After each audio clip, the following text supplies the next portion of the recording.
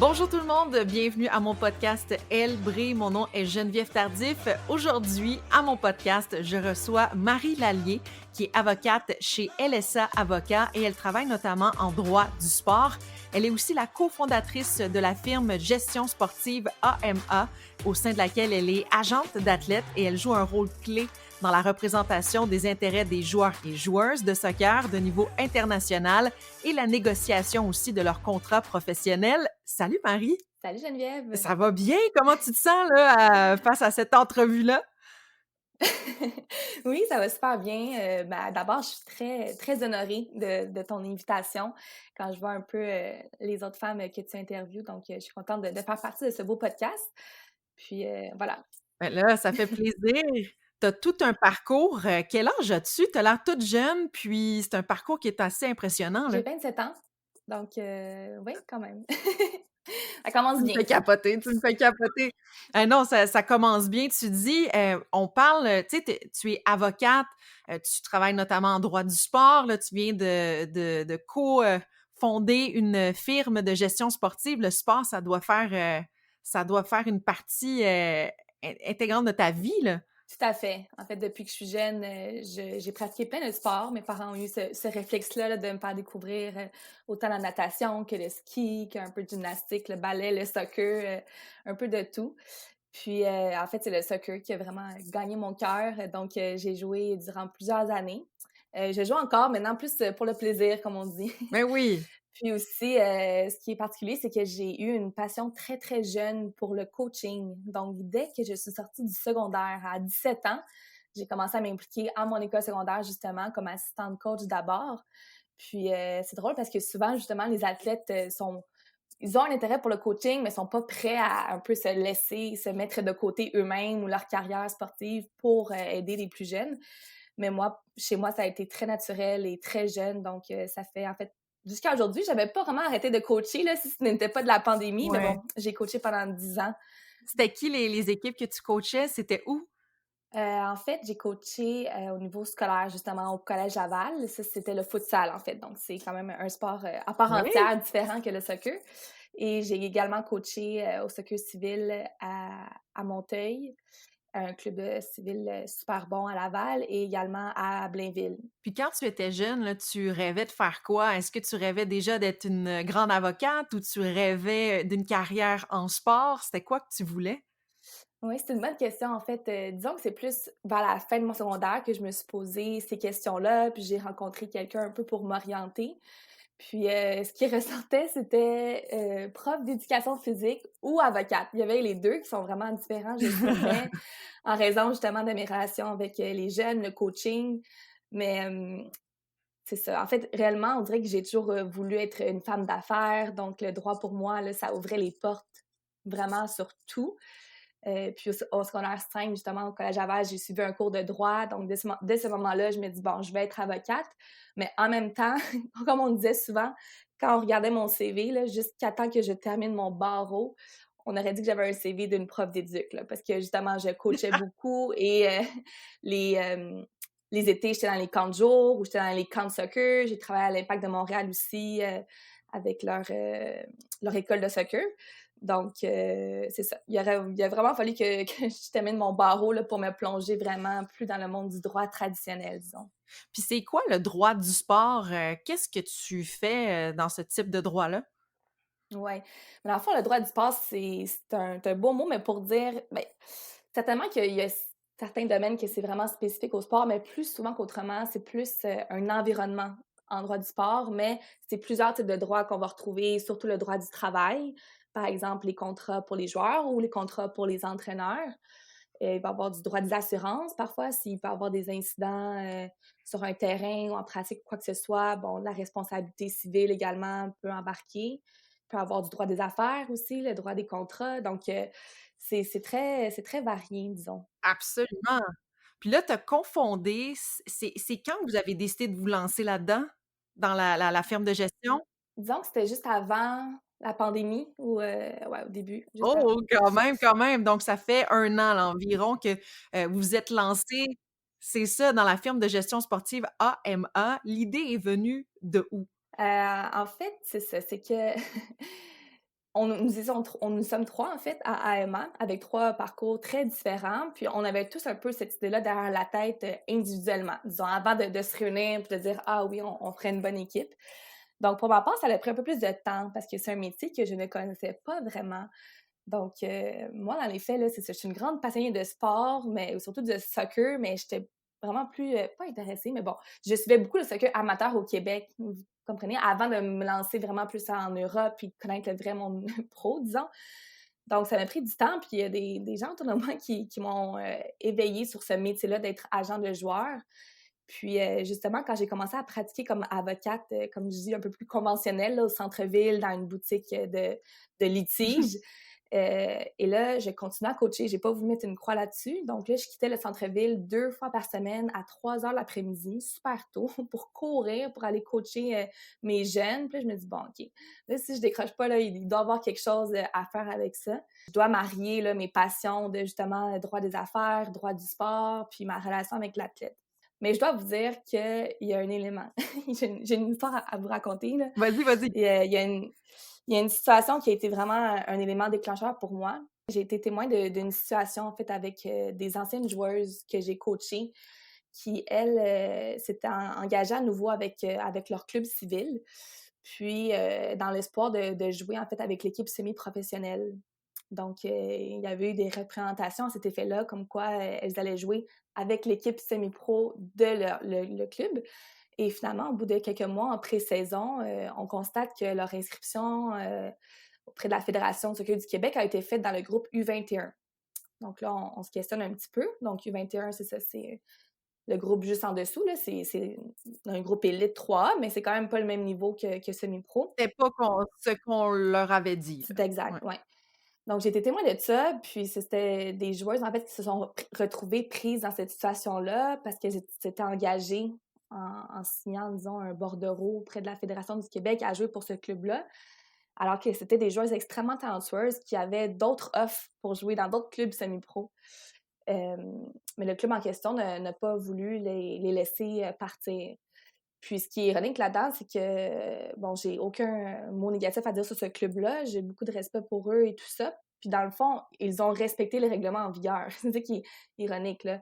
Parce que les règlements en vigueur, parce que Québec permettait de, je vais pas dire bloquer, là, mais de refuser de libérer un joueur. OK. Bon, il y a certaines exceptions, puis mes joueuses ne faisaient pas partie des exceptions. Donc, dans ces circonstances-là, je me suis retrouvée témoin justement de joueuses que je trouvais qu'elles n'avaient pas été bien, bon, conseillées, protégées. Que leur intérêt était pas, ouais, respecté. Puis, tu sais, on peut comprendre aussi quand même que ça reste que c'est un sport d'équipe, le soccer. Donc, il faut avoir certains règlements peut-être pour pas que les joueurs quittent tous d'un coup, quoi que ce soit. Mais parfois, il y a quand même un peu le gros bon sens. Tu sais, c'est des joueuses qui ne faisaient même plus partie du club. Donc, il n'y avait aucune bonne raison de les retenir. Bref, tout ça pour dire que finalement, j'ai pris mon courage à deux mains parce que sur le coup, j'avais peur un peu, je veux dire les vraies choses. J'avais peur, je savais pas comment ça fonctionnait ce processus-là. Mais finalement, j'ai pris le dossier. Puis, on est allé voir l'Association régionale de Laval. Ils ont backé le club. On est allé voir la Fédé du Québec. Ils ont backé leur club. Et là, le dossier a dû se rendre à Soccer Canada. Puis au final, les joueuses ont été libérées en question. Puis elles ont quand même été empêchées de jouer pendant 2-3 mois. Mais vous savez, quand on a 17-18 ans, un printemps comme ça, on ne joue pas pendant 2-3 mois, là, ça peut avoir des effets assez importants, là. Donc quand les joueuses Mmh. ont eu cette décision-là, comme quoi elles étaient libérées, elles pleuraient de joie. Puis moi aussi, c'est venu me chercher. Je suis comme, mon Dieu, on a fait quelque chose de bien. Donc, pour moi, ça a été vraiment un élément déclencheur parce que même si ce club-là, exemple, je le connaissais, je respectais et tout ça, mais je me dis, ben, l'intérêt des joueurs est plus important dans mon cas à moi, tu sais. Puis ces filles-là, je les avais coachées en plus. Donc, tout ça a fait tellement de sens pour moi. Donc, Bravo! Puis là, quand tu as décidé de te lancer, est-ce que tu as dû suivre, une formation pour être agente de joueurs ou ça fonctionne comment? ouais, non, c'est pas un métier, disons, qui est très réglementé. Donc non, OK. j'ai pas suivi de formation en particulier, là, outre, bon, c'est des devoirs, des formations que je fais moi-même, disons. Ouais, ouais, ouais. J'ai pensé beaucoup à aller en France, suivre, une licence, là. En France, c'est très bien régi. Mais bon, au final, là, cette idée-là est passée. Puis je me suis aussi entourée de gens, justement, mes cofondateurs qui me complétaient bien à ce niveau-là, dont, Ali Gerba, qui est un ancien joueur pro. Donc lui, il vient vraiment chercher le bagage que moi, je recherchais parce que c'est ça, j'ai pas joué pro, tu sais. OK. Fait que là, dans le fond, c'est quoi la firme de gestion sportive AMA? C'est quoi que vous faites, là, concrètement, là? Pour l'instant, on est que dans le soccer.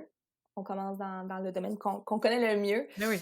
Donc, on recrute des jeunes, surtout au Québec, mais au Canada aussi. En fait, on a déjà 2 joueuses ontariennes.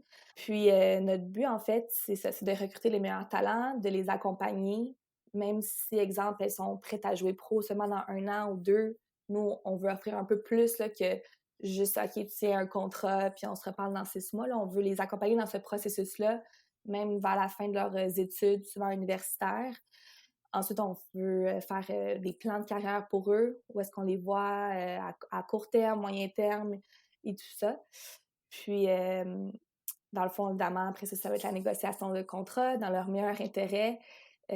Puis les suivre durant leur contrat, durant leur saison, suivre leurs matchs, leurs performances, les promouvoir.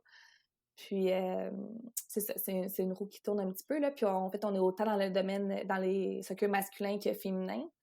Ça, c'est une grande fierté pour nous, là, parce qu'à date au Québec, nos joueuses féminines n'ont pas nécessairement de repères ou d'aide. Souvent, elles vont avoir des agents qui sont en France ou en Espagne.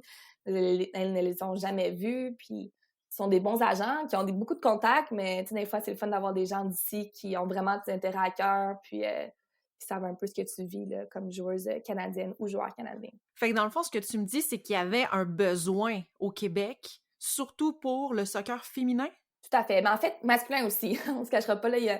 OK. En fait, c'est un peu nouveau, là. Il y a de plus, ben, nouveau à ma connaissance, là, il y a de plus en plus d'agents. Puis, disons qu'il y en a pas trop, là, parce qu'il y a beaucoup de joueurs qui, oui, qui aimeraient ça, jouer pro, mais qui ne savent pas comment se rendre, là. C'est tellement un gros bassin. Il y a tellement beaucoup de joueurs aussi qui ont ce même rêve-là. Euh, Puis alors qu'au Canada, on n'a pas beaucoup d'options. On veut pas, là, on a la Ligue canadienne, la première Ligue canadienne. Il y a 8 équipes. Donc, aux États-Unis aussi, bon, il y a la MLS, il y a la USL, mais ça reste que comparativement en Europe, où est-ce qu'il y a plusieurs ligues, plusieurs divisions dans chaque pays. On est loin d'avoir autant d'options ici, là, donc. Puis qu'est-ce que tu aimes le plus dans ce travail-là, là? Qu'est-ce qui te passionne? Mais en fait, c'est vraiment de reproduire ce qui me passionnait aussi dans le coaching, là. Outre le sport, c'était ma relation avec mes joueuses que j'avais aussi en dehors du terrain, avant les games, après les games, même après les saisons, puis plusieurs joueuses que je suis encore proche d'elles aujourd'hui. Ce qui me passionne, c'est ça, c'est vraiment tout le processus de repérer les talents, de les aborder, de comment qu'on se présente, de qu'est-ce qu'on peut leur offrir. Après ça, évidemment, quand on trouve une opportunité pour eux, c'est vraiment excitant aussi. On est vraiment contents. Mais c'est sûr que la cerise sur le Sunday, c'est de les voir performer. Puis, je me rappelle encore, en fait, notre première joueuse, Michaela Morton, qui a eu son premier contrat en Israël, en Division 1. Puis le premier match qu'elle jouait, elle était au pays depuis seulement une semaine. Donc, elle s'était pas beaucoup entraînée. Finalement, elle est rentrée à la 85e minute, puis elle a fait une passe décisive pour égaliser. Puis c'était comme le sentiment était tellement fort, c'était tellement le fun. Ouais, non, puis ça a été quoi tes plus grandes difficultés ou ton plus grand défi, en te lançant là-dedans? Mon Dieu. Ben c'est sûr qu'on s'est lancé en temps de covidant, ça l'aide pas. Comment vous avez vécu ça, tu sais, en tant que dans cette période-là de COVID, en pandémie, là, puis Ouais. tout le sport était arrêté? Bien tout de même, parce que nous, ça nous a permis de prendre le temps, parce que tous les 3 là, faut pas se mentir, là, c'est pas, une entreprise qui est facile à faire de l'argent rapidement ou quoi que ce soit, surtout pas qu'on est beaucoup dans le soccer féminin. On le fait vraiment, pour l'instant par passion puis projet de cœur. Donc on a chacun nos occupations, à temps plein autres que AMA.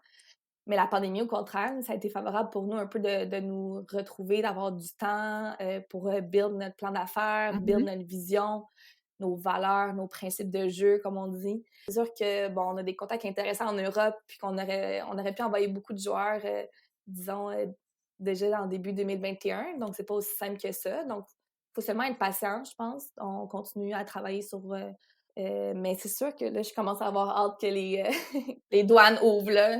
Ouais, c'est ça. Ouais, ouais, que les barrières tombent, que tu sais, c'est Ouais. ça, là, tu sais, que tout, recommence. Tu parles de barrières, tu es une femme dans un milieu d'hommes. Tant dans tes 2, je te dirais milieux, Là, tu travailles avec 2 hommes pour, la firme de gestion sportive. Dans le bureau Ouais. d'avocat, il y a quand même beaucoup d'hommes, moins de femmes.